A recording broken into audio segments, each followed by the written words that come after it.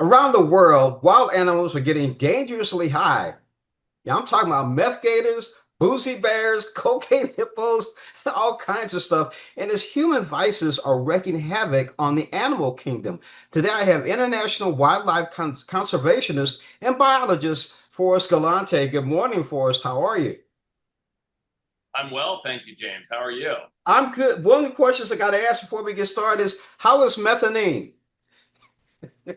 Bethany the Gator, isn't she great? Best name ever. Yeah, look, it's a silly sounding show, but James, it's such an important one because these human substances really are infecting and affecting our wildlife, and usually not by their choosing. Usually it's from us being irresponsible with how we dispose of drugs and alcohol, or the illicit drug trade, and it's creating a lot of conflict and a lot of issues, and in some cases deaths and everything else. So I'm really excited for people to see this.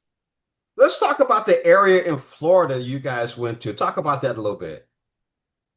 Yeah, so we were in Central Florida, and it does happen to be the area we were in does happen to be the methamphetamine capital of the entire country.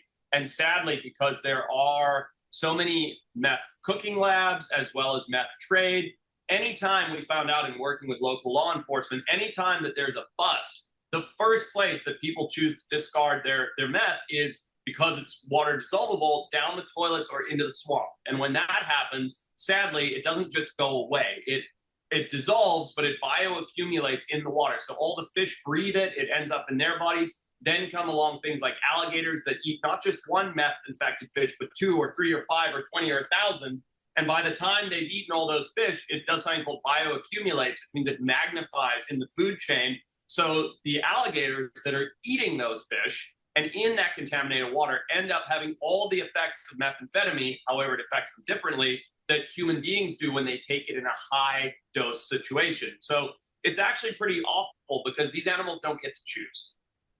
Definitely. So talk about some of the efforts that you're doing to correct this. So what I do is work tirelessly to mitigate human wildlife conflict. And this is a new sector of conflict that science is just now starting to really investigate and look into.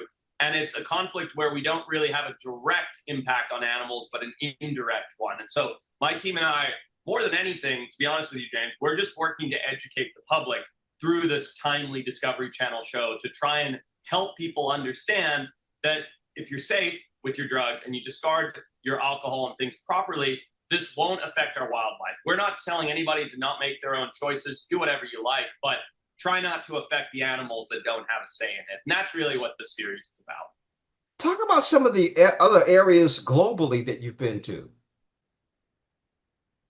Oh boy. Well, I hope you got a lot of time. We've worked on wildlife in over 80 countries now around the world. In this series, we do two domestic ones, and then we go down to Colombia to work with the infamous Pablo Escobar's cocaine hippos that were brought over during the drug trade and then were let out after Pablo Escobar's death, and now have multiplied, according to online, to 120 individuals. But I can tell you firsthand, there's well over 200 individuals, and they're literally killing people. So, that's one of the places that we went and worked internationally on this show and worked very hard to try and slow down that spread of hippo. Now we're talking about your all new three-part series. It's going on during Shark Week on the Discovery Channel. Man, this is amazing. I had to laugh because the first thing I thought about was the movie Cocaine Bear. That's the first thing I thought about. But of It's course, good though, James. It's funny, but it's got people talking. Whether it's cocaine bears or Discovery's cocaine sharks or this series, people are starting to become alert to the fact that their drugs have negative consequences on animals. So it's a good thing that we're joking about. It really is. definitely. I'm speaking with international wildlife conservationist and biologist Forrest Galante. Forrest, thank you so much. Keep doing what you're doing. Take care of methanine for me, visitor. Next time you talk to her, say James said hi. Thank you, James. All right. Thanks, buddy. All right, you too.